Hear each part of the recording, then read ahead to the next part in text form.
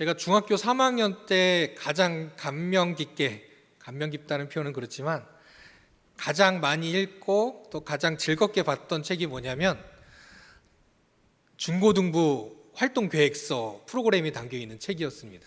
그러니까 중고등부가 1년 동안 어떤 프로그램을 할지 예배부터 시작해서 2부 활동 그리고 성경 수련회까지 모든 것이 담겨져 있는 프로그램 자료집이 있었거든요.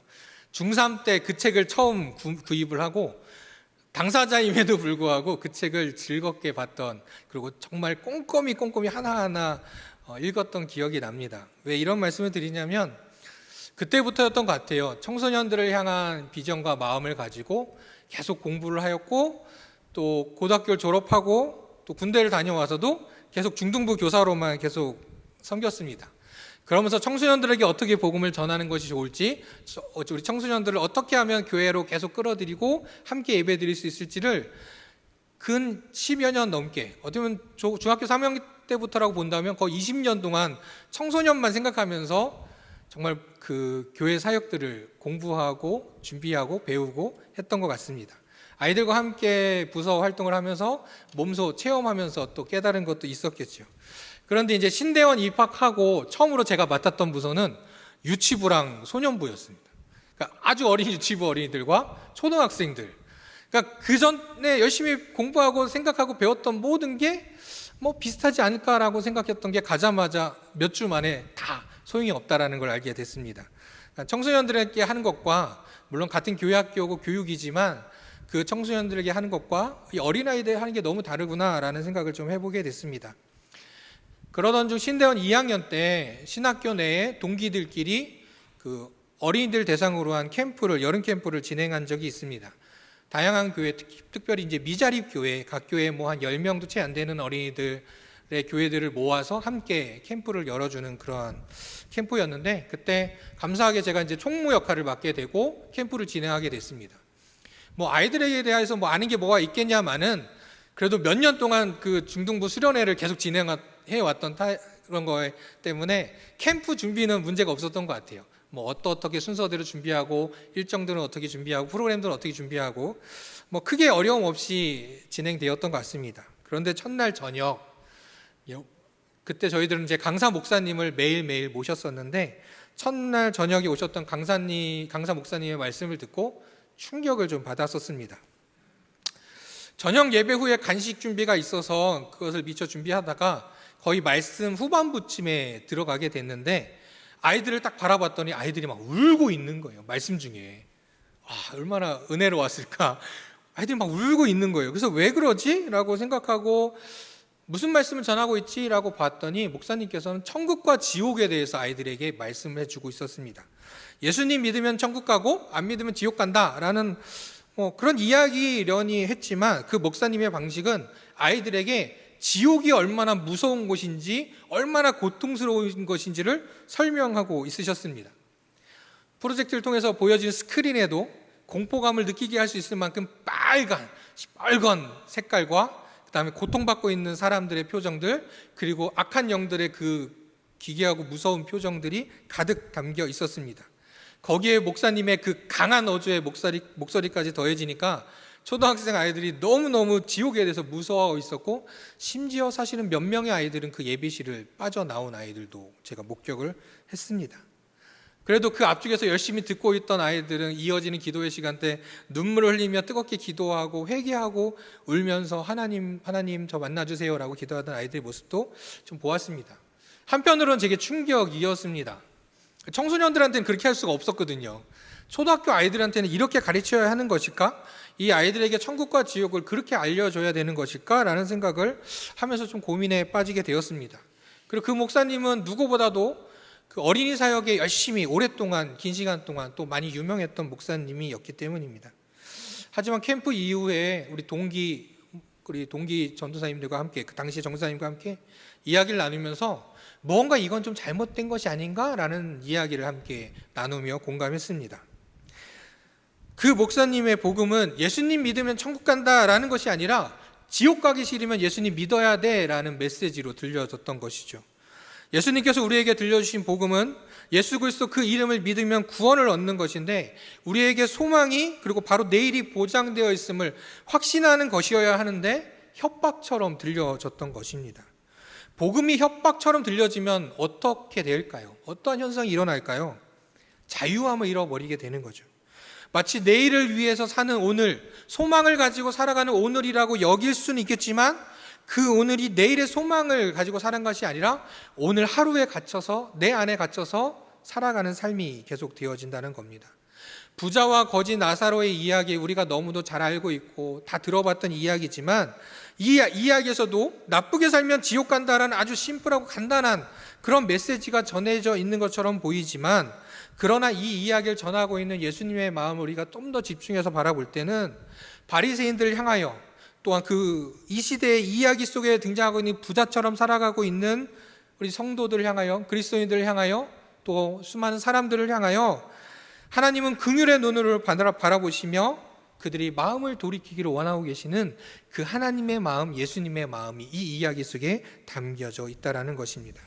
오늘 부자와 거지 나사로의 이야기를 우리가 하나하나 살펴보면서 하나님께서 원하시는 내일을 위한 오늘의 삶, 소망을 가지고 살아가는 오늘의 우리의 삶은 어떻게 살아야 할지 한번 같이 묵상하며 우리의 삶 속에서 아주 작은 실천이라도 한번 해보는, 또한 결단해보는 그런 은혜의 이 시간이 되기를 간절히 소망합니다. 자, 오늘 이 이야기의 시작은 어디서부터 등장하느냐? 저는 16장 14절에서부터 시작된다고 봅니다. 오늘 누가복음 16장 14절에 이렇게 말하고 있습니다. 바리새인들은 돈을 좋아하는 자들이라 이 모든 것을 듣고 비웃거늘이라고 말하고 있습니다. 이 앞에 예수님께서 어떤 말씀을 하셨느냐? 하나님과 재물을 겸하여 섬기지 말라라고 말씀하고 있습니다. 하나님과 재물을 겸하여 섬기지 말라.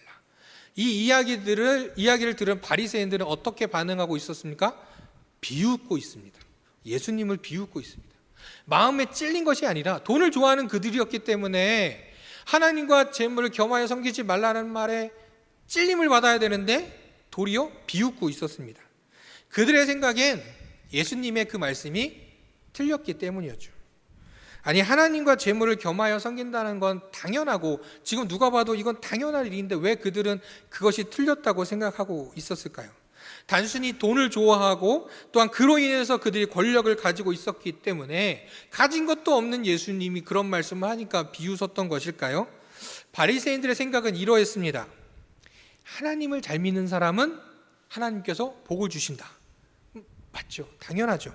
그런데 문제는 그렇기 때문에 재물이 많다는 것은 하나님을 잘 믿는 것이고 그것은 또 의로움을 뜻한다라고 바리새인들은 생각했던 겁니다. 바리새인들의 의인의 기준, 믿음의 기준은 풍족하게 사는 것, 재물을 많이 가지고 있는 것, 그것이 그들에게는 의인의 기준이요 믿음의 기준이었던 것이죠. 그래서 그들이 볼 때 가난한 자들은 어떤 사람들이냐? 하나님께 사랑을 받지 못하고 있는 자들이고 하나님을 제대로 믿지 못하고 있는 자들이다. 그들이 볼 때 아픈 자들은 어떤 사람이에요? 하나님 앞에 죄를 지은 자들이다. 그렇기 때문에 하나님께 벌을 받고 있다라고 생각했던 것입니다. 그렇기 때문에 하나님과 재물을 겸하여 섬길 수 없다라고 말하는 예수님의 말씀을 틀렸다라고, 잘못됐다라고 여기며 비웃었던 것이죠. 하나님을 섬기면 당연히 재물이 따라와야 한다는 것이 그들의 생각이었습니다. 그렇기에 돈을 좋아했고 또 돈을 많이 갖고 있던 그들은 사람들에게 그것을 내어 보이며 하나님께서 나를 이만큼 사랑하신다, 나는 이만큼 의인이다, 내 믿음은 이만큼 크다, 나는 옳은 자다라고 말하고 있었습니다. 그러나 그들은 진짜 하나님을 모르고 있던 것이죠. 하나님께서는 그 마음의 중심을 보신다는 사실을 그들은 외면하고 있었던 겁니다. 바로 예수님께서는 이 부자와 나사로의 이야기, 어쩌면 너무도 극단적인 비교이지만 이 비교를 통하여서 분명하게 바리새인들에게 전하면서 그들의 잘못된 그 물질관을 회개하고 돌아오기를 바라고 계셨던 것입니다. 이야기 속으로 들어가 볼까요? 자, 부자는 어떤 사람입니까? 성경에서 그에 대해서 이렇게 이야기하고 있습니다. 자색 옷과 고운 베옷을 입고 호화롭게 날마다 즐기고 있다. 자색 옷과 고운 베옷은 단순히 돈이 많은 것, 비싼 옷뿐만 아니라 지위를 나타내기도 합니다. 부자는 자신이 가지고 있는 것을 사람들에게 마음껏 보여주었던 것이죠. 물론 그가 어떤 악한 일을 행하여 재산을 모았다고 성경에서 말하고 있지는 않습니다. 그냥 자신에게 많은 재산이 있었고 그 재산을 자신을 위해서 마음껏 사용했을 뿐이죠. 눈에 보이는 옷부터 시작해서 매일 잔치를 열었던 그의 생각은 자신의 부는 믿음의 크기요, 하나님께 그만큼 사랑받고 있다라고 생각한 것입니다. 오늘을 사는 그는 당연히 내일도 이렇게 하나님께 나는 사랑받을 사람이다 라고 여겼던 것이죠. 자, 그렇게 대비되고 있는 나사로는 어땠습니까? 그는 거지였습니다. 그냥 거지도 아니고 부자의 집 대문 앞에 버려진 사람이었습니다. 버려졌다는 것은 무슨 의미를 갖고 있죠? 그 사람을 더 이상 돌볼 사람이 없다라는 거죠.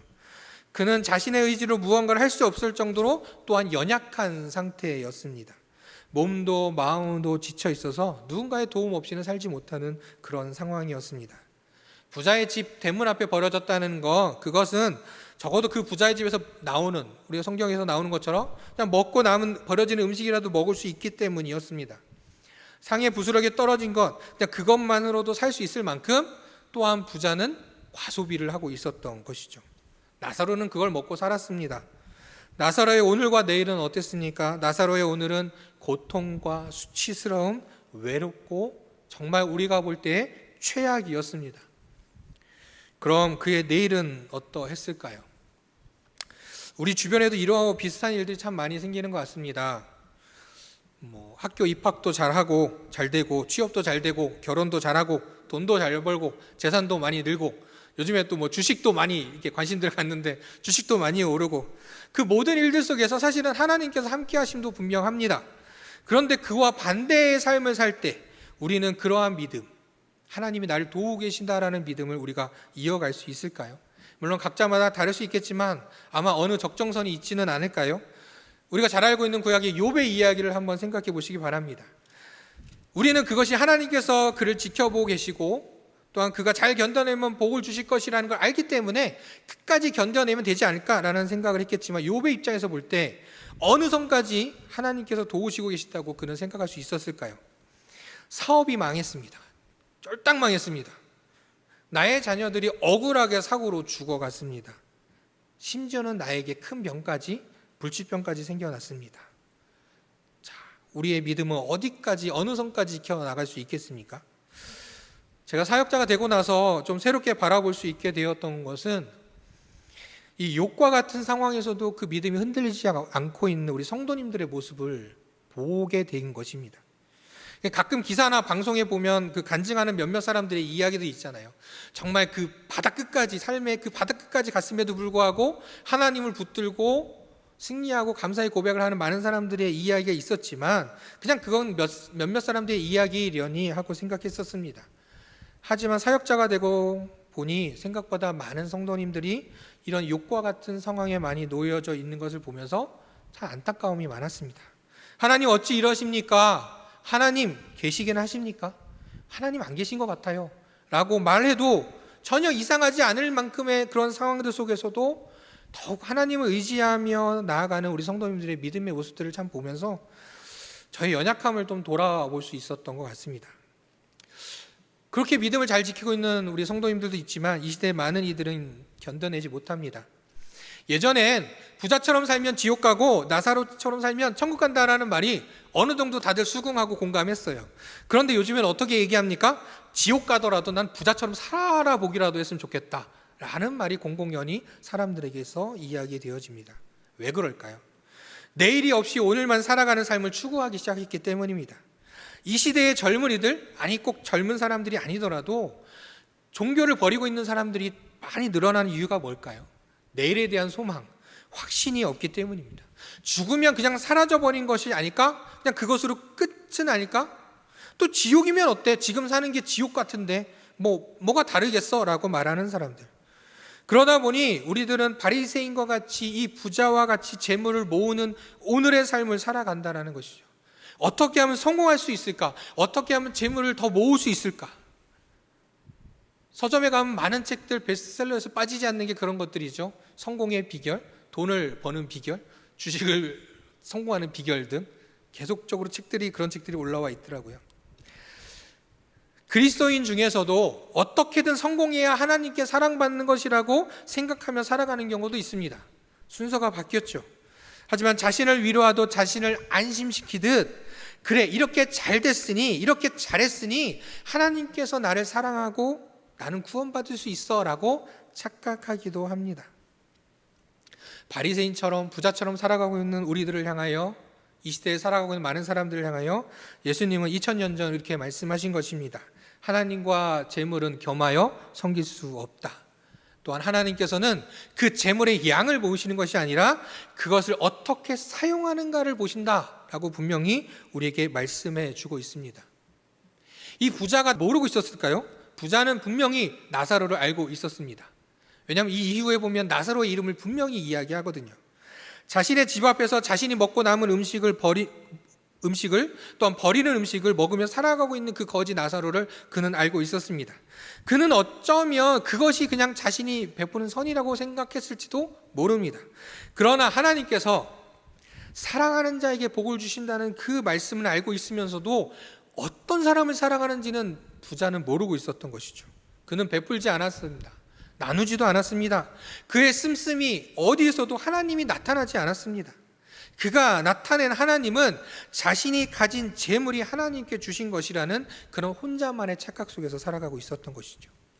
율법대로 살아가고 있다고, 율법대로 나는 잘 살고 있다라고 착각하고 있는 이 바리새인과 부자의 죄는 재물이 많아서 그들의 삶이 풍요로워서 그 죄가 아니었습니다.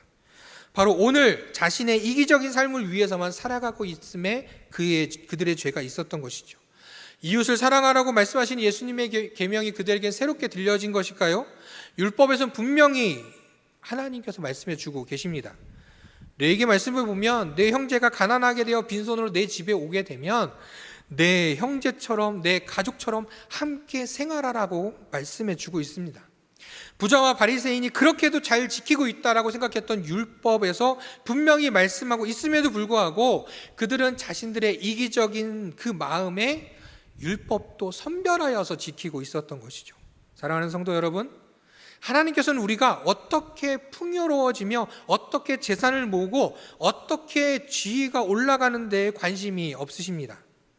하나님께서는 우리에게 맡기신 것, 하나님께서 저희에게 맡기신 것들을 어떻게 잘 사용하시고 있는지, 청지기로서의 삶을 얼마나 잘 살고 있는지에 더 관심이 있으시다라는 겁니다. 물질뿐만 아니라 우리가 지닌 모든 것들이 다 하나님께서 우리에게 맡기신 것입니다. 우리의 재물뿐만 아니라 우리가 살아가는 오늘의 이 시간도 하나님께서 우리에게 맡기신 것입니다. 그렇기 때문에 이 모든 것들을 다 하나님의 영광을 위해서 선하게 쓰도록 우리에게 맡겨주셨던 것이죠. 오늘의 나를 위해서 또는 잘못된 신앙관으로 인해서 내일을 잊은 채, 소망을 잃은 채, 하나님을 잊어버린 채 오늘을 살아가고 계시지는 않습니까? 우리의 내일, 하나님 나라의 그 소망을 잊으면 우리는 오늘을 하나님 뜻대로 살아갈 수 없습니다. 우리의 오늘 하루를 하나님의 영광을 위해서 살 수 없다라는 것입니다. 만약 부자가 하나님의 나라의 그 소망을 품었다면 나사로를 그냥 두었을까요? 그냥 나가서 찾지는 않더라도 자신 앞에 놓여진, 좀 챙겨주세요라고 버려놓고 간 그 나사로조차도 돌보지 않았던 그는 결코 하나님 나라의 소망, 내일의 소망을 품지 않았습니다. 자신이 가진 것을 하나님의 영광을 위해 사용하지 않았다라는 것이죠. 내일의 소망, 하나님 나라의 소망을 잊지 않는 우리 모두가 되기를 간절히 소망합니다. 오늘 잃은 것이 있어도, 오늘 얻은 것이 있어도 내게 이 하루를 어떻게 살아가는 것이 정말 하나님께 기쁨이 되어지는지 깊이 생각하며 살아가는 그런 오늘 하루하루를 살아가는 우리 모두가 되기를 간절히 소망합니다. 부자와 거지 나사로의 삶은, 그 부자와 거지 나사로의 오늘의 삶은 극명하게 다른 삶이었습니다. 그리고 사람의 눈으로 볼 때나 하나님의 눈으로 볼 때나 그들의 내일 또한 극명하게 다른 삶으로 보였습니다. 그런데 그 부자와 나사로의 내일을 바라보는 사람의 눈과 하나님의 눈은 정반대였습니다. 자, 둘 다 죽음을 맞이하죠. 부자이건 거지이건 사람은 모두 죽습니다. 그런데 예수님께서는 이 죽음을 좀 다르게 표현하고 계시죠. 어떻게 표현하고 계십니까? 나사로는 천사들에게 받들려 올라갑니다. 부자는 어떻게 돼요? 죽음의 장사되었다라고 표현하고 있습니다. 바로 이것이 하나님의 눈으로 바라봤던 부자와 거지의 내일이었습니다. 사람들의 눈으로 바라보는 부자와 거지의 내일은 어땠을까요? 부자는 풍요롭게 잘 사는 것, 죽어서도 아마 하나님 나라에 가서 살 것처럼 보였을 겁니다. 거지는 어때요? 아무것도 하지 못했던, 아무런 의로운 행동도 하지 않았던 거지 나사로의 내일은 죽으면 하나님께 사랑받지 못할 것, 그것이 어쩌면 사람들의 시선이었을 것입니다. 자, 부자와 나사로의 내일이 어떻습니까? 부자는 뜨거운 불의 심판으로 고통받고 있습니다. 그 고통이 얼마나 심하냐? 손가락 끝에 그 물 한 방울도 절실한, 어쩌면 그 한 방울을 자기가 먹었을 때 아마 그것이 천국이라고 생각할 만큼, 아니 그건 우리가 생각하는 것보다도 그 이상으로 비교할 수 없을 그런 고통의 심판을 받았습니다. 그런데 나사로는 어떻습니까? 너무나도 평화롭게 아브라함의 품에 안겨져 있습니다. 왜요? 그가 살아있는 동안 너무 고통받으며 살았기 때문에 그 보상의 조건이었을까요? 예수님께서는 부자의 이름은 밝히지 않지만 이 거지의 이름을 밝히고 계십니다. 그 이름은 나사로이지요. 나사로의 뜻은 하나님이 돕는 자라는 뜻을 가지고 있습니다. 나사로는 하나님께서 자신을 돕고 계심을, 그렇기 때문에 그의 오늘은 힘들고 고통스럽고 그런 나날들이 계속 되어졌지만 그 가운데서도 도우시는 하나님을 의지하고 내일을 기대하며 살았던 것입니다. 그는 단순히 고통받으며 불쌍하기만 한 자가 아니라 그러한 상황에서도 하나님을 의지하고 있었던 것이죠. 어떻게 그럴 수 있었을까요? 바로 내일엔 심판이 있었기 때문입니다. 어떤 이들은 이렇게 이야기합니다. 하나님께서 창조하셨는데 창조한 피조물들인데 다 구해주셔야지, 왜 누구는 천국 가고 누구는 지옥 가서 심판을 받느냐, 또 설마 그렇게 해서 지옥에 보내시겠어? 라고 착각하는 경우들도 있습니다. 또 어떤 이들은 번복될 수 있지 않을까? 라고 이야기도 합니다. 왜냐하면 감옥 가서 모범수로 생활하면 또 일찍 또 가석방 되기도 하잖아요. 그리고 또 드라마 속에 계속 등장하는 그 환생의 많은 조건들과 이야기들이 심판을 받았어도 거기 가서 열심히 잘 살면 한 번 더 천국 갈 수 있는 기회가 생기지 않을까? 라는 생각들이 사람들의 마음구석 어느 한 구석인가 자리 잡고 있는다라는 것이죠.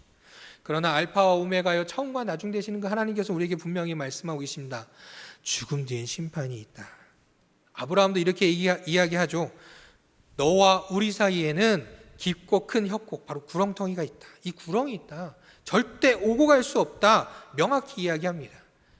죽음 이후의 심판은 번복될 수 없으며 그것으로 끝이 나는 것이죠. 우리에겐 그러한 내일이 지금 있습니다. 그럼 또 어떤 이들은 이렇게 이야기하죠. 그럼 죽기 전에 믿으면 되지 뭐 라고 이야기도 합니다. 그런데 진짜 이런 생각들을 하는 이들이 죽기 전에 믿게 될까요? 어쩌면 처음에 그 말씀드렸던 이야기처럼 죽음의 공포 앞에서 그 공포 때문에 이왕 믿어서 손해볼 거 없잖아 라고 하는 그런 믿음은 아닐까요?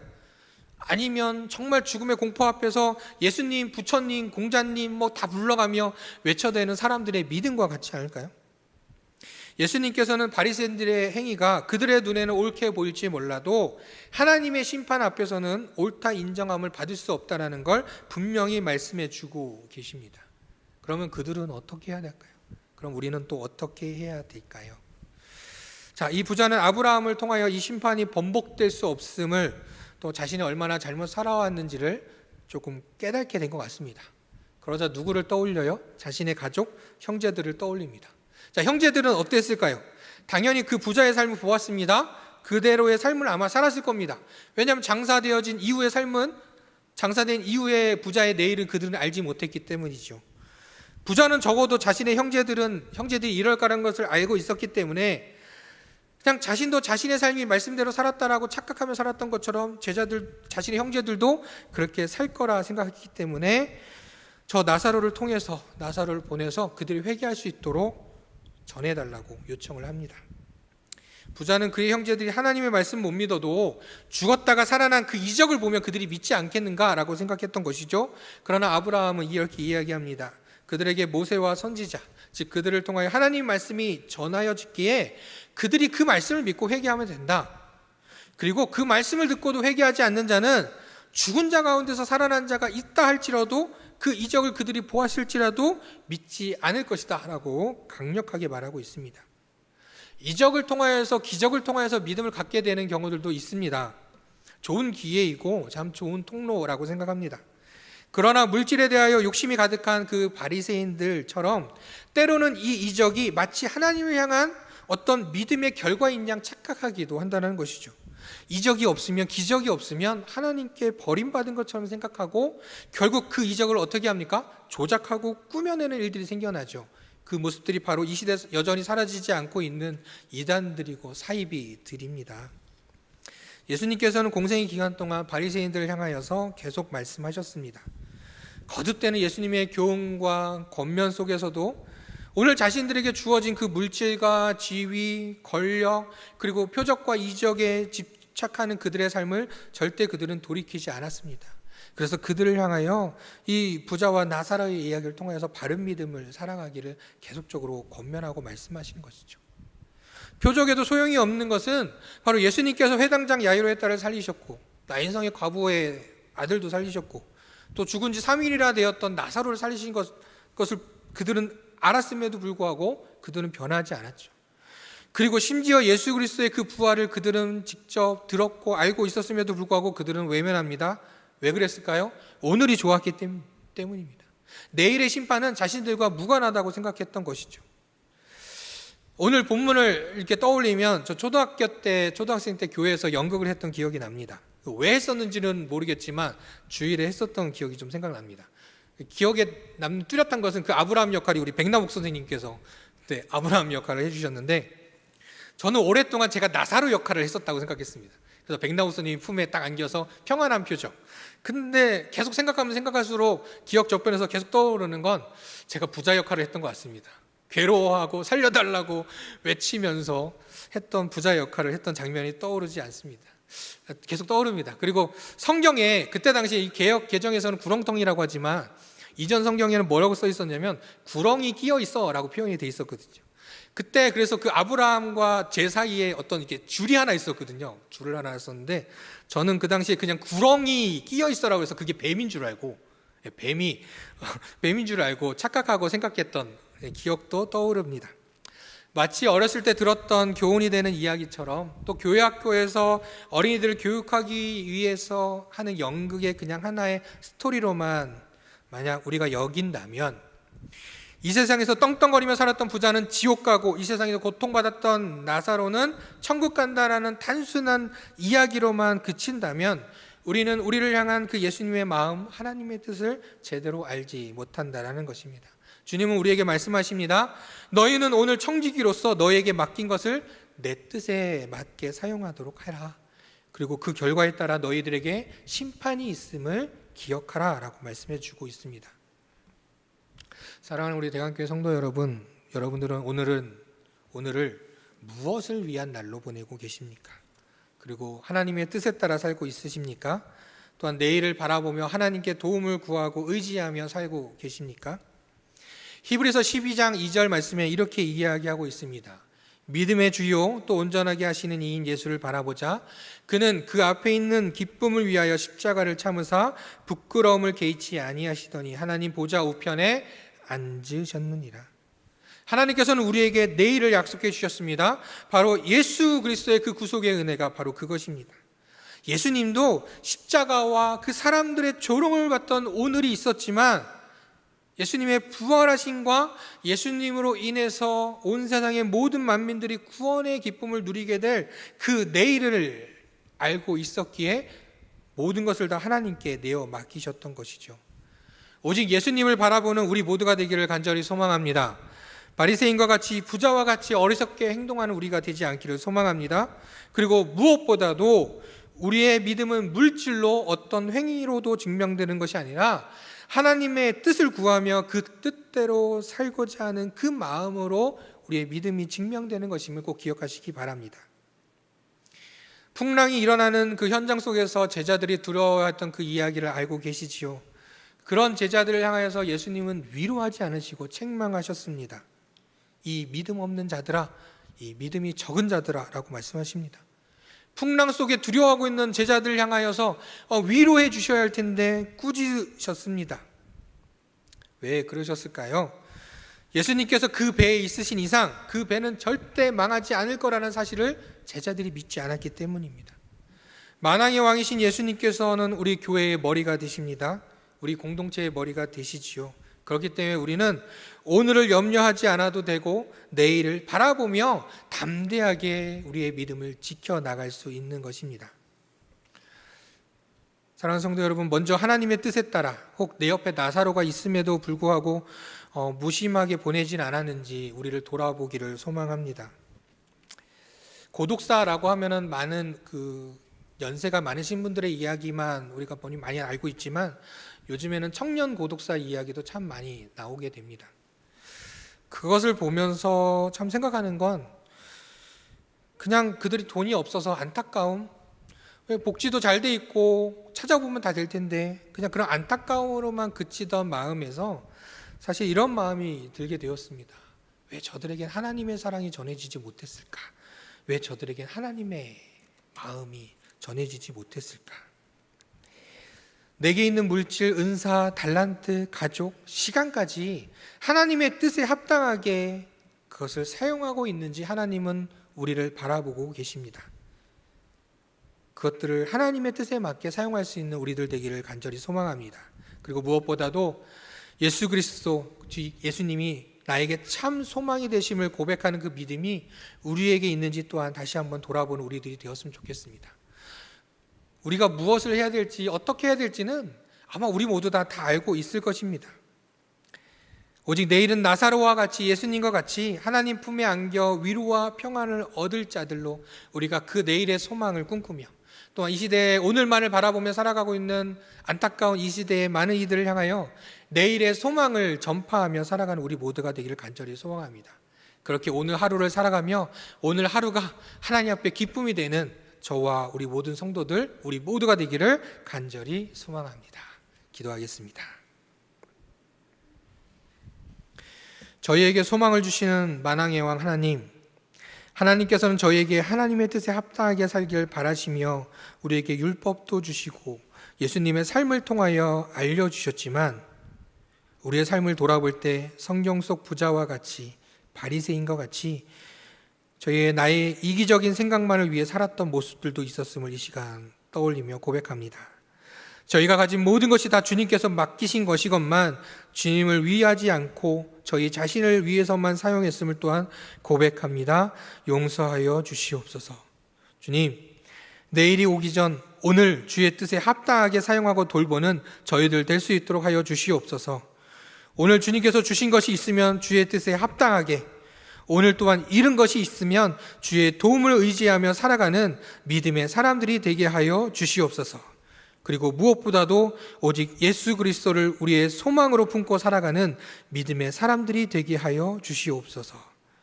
알파와 오메가, 처음과 나중 되시는 우리 주 예수 그리스도의 이름으로 기도드립니다.